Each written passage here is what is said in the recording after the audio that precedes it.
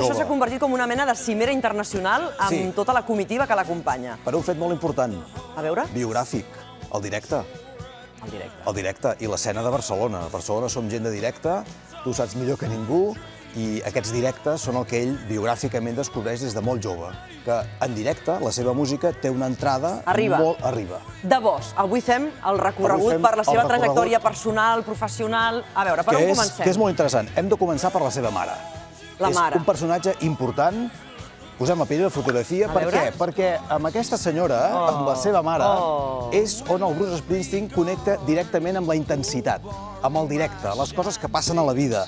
I, sobretot, la persona que amb 13 anys, quan ell li diu «He vist a la tele l'Elvis Presley, jo vull ser com ell». I la seva mare li diu «Ai, nen, potser hauries d'estudiar». Li diu «M'has de comprar una guitarra». I aleshores la mare fa una d'aquelles coses que, en fi, fem tots, no?, amb els nens. Li compra la guitarra. Poc s'imaginava que amb 16 es compraria una Kent, surt explicat a la cançó de Wish, i que el seu nen, el seu noi, es convertiria en un personatge intensíssim, amb una capacitat de fer directe impressionant.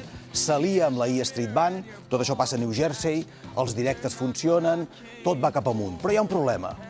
Aquí també hi havia un pare. Aquí també hi ha un pare.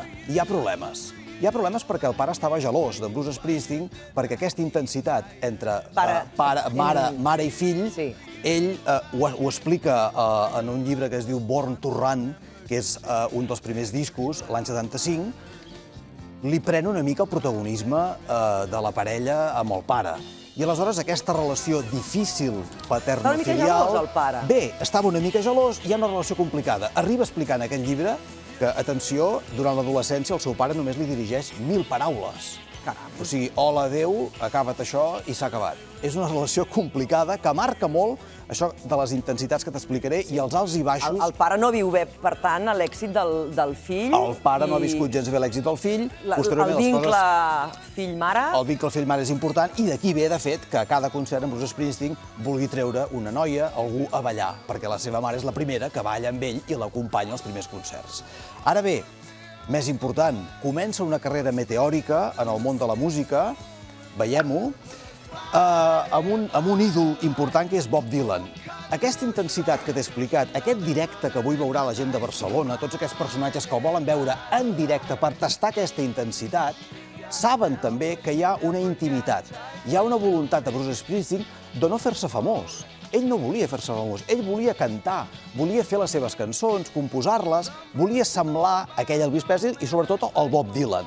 I comencen aquests alts i baixos molt interessants en aquesta biografia, sense les quals no podrem entendre Bruce Springsteen qui és. És clau, això, de no voler-se fer famós. És clau. Segurament, el no voler-ho és el que ha aconseguit més arribar, no? Exactament. Els directes funcionen tan bé que els productors busquen discos com el Born to Run. I ell què fa? En publica d'altres, com Darkness on the Edge of the Town, que és un disc intimista, més romàntic, més tancat, és un disc més com ell és, com ell vol fer els discos. El productor li torna a demanar un gran disc que puguin fer en directe, que amb la E Street Band puguin anar a Barcelona, per exemple, l'any 81, The River.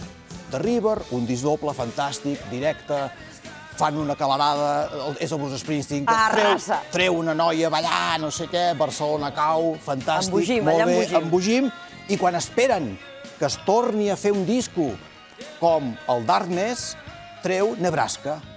I els seguidors, veiem-ho, diuen, ostres, però què passa? Nebraska és un disc molt més intimista, una altra vegada, fantàstic, per cert, és quan és ell, és quan verdader és ell, gravat en una habitació de casa seva, amb 8 pistes, i els productors li diuen, escolta'm, hauríem de tornar a pujar la cosa perquè hem d'anar... I què passa? Hem de parlar d'aquest cul. Hem de parlar d'aquest cul. Això l'any 84, aquests texans Levi's del Bruce Springsteen a la portada, això va arrasar, va ser, això en directe funcionava molt bé, és el Born in the USA, any 84, repeteixo, i torna a pujar aquella escuma, deixa la intimitat i torna cap a la intensitat del directe. És important destacar-ho, perquè és un amunt i avall. És un amunt i avall que també es posa de manifest en els seus concerts contínuament. Ara bé, l'any 84, amb la E Street Band, anant amunt i avall pel món, va succeir un fet crucial, que és que l'única cantant que amb la E Street Band feia les veus femenines era la Patti Scialfa, que es convertiria en la seva dona. Però és que ell estava casat.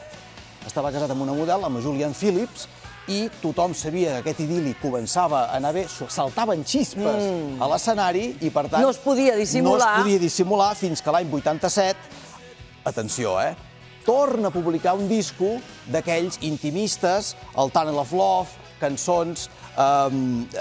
Són cançons que li dius... Què li passa a aquest noi? Torna a ser feliç, torna a fer el que ell vol. Per què? Doncs ben senzill, perquè està amb qui vol estar. Es casen amb la Patti, no poden dissimular. De fet, fan una gran parella. Sí, tant. Aquesta ha sigut una gran parella a l'escenari, també. I què passa? Que la intimitat i la intensitat i el directe es troben al lloc on s'han de trobar, que és a l'escenari, treballant, fent d'artistes, però també a casa, en vertical i en horitzontal. Quan això funciona... I horitzontal. Quan això funciona, amunt i avall, les coses pel seu nom. La cosa va bé. Pot anar molt bé la feina, però si no va bé aquí, això no... Que m'explico? Ens desequilibrem. Que funcioni això és interessant pel que t'explicaré ara, perquè comença a coincidir amb la música. Se separa, tot plegat, però aquí sobretot hi ha un fet que és el més important d'aquest perfil, que és que aquest senyor Bruce Springsteen ha hagut de lidiar durant molts anys amb la depressió. Això només ho sap qui ho ha patit. I estar ben acompanyat quan pateixes de depressió és crucial. La depressió la pateix abans d'estar amb ella? Abans d'estar amb ella. Per tant, en el procés de separació. Ha passat el procés de separació, li va afectar molt haver de deixar la seva primera dona.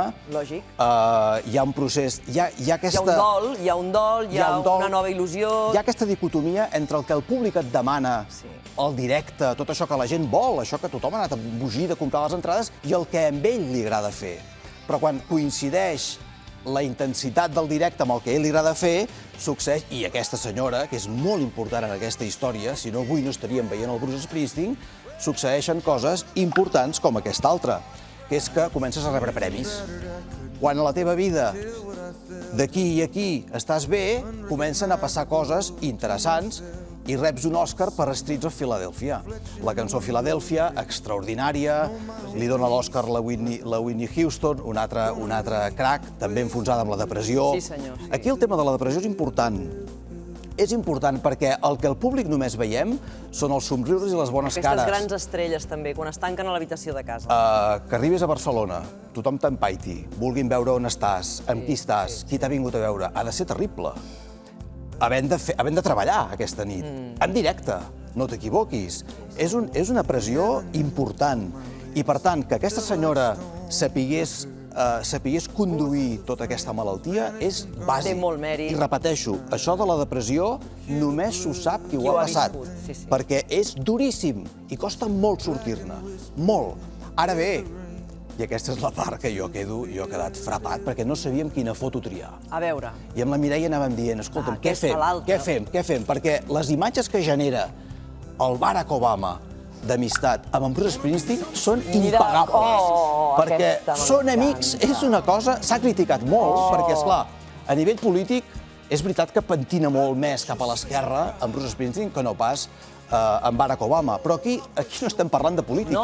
Aquí estem parlant de dos amics que s'han conegut, que han començat des de baix, que han hagut de superar situacions i obstacles molt importants i que se n'han sortit. Quina gran fotografia. Però és que n'hi ha de... No sé quines altres, diguem que no has triat... Totes són molt bones, perquè n'hi ha una que estan fent el Give Me Five, i es toquen i escolten. Són amics. Però només aquests dos personatges saben per on es comença, que és des de baix, i a on pots acabar. Fins on es pot arribar. Ara ens ho comentàvem amb la Sara, oi, Sara? Que estàvem preguntant-nos quantes fotografies on apareix Springsteen, Obama, Spielberg junts.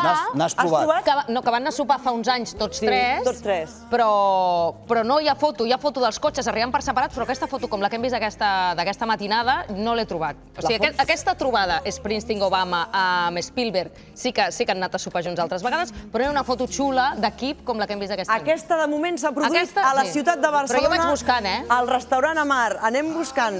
Genís Cinca, moltíssimes gràcies per il·lustrar-nos en relació amb la figura de Bruce Springsteen. Mira que de negre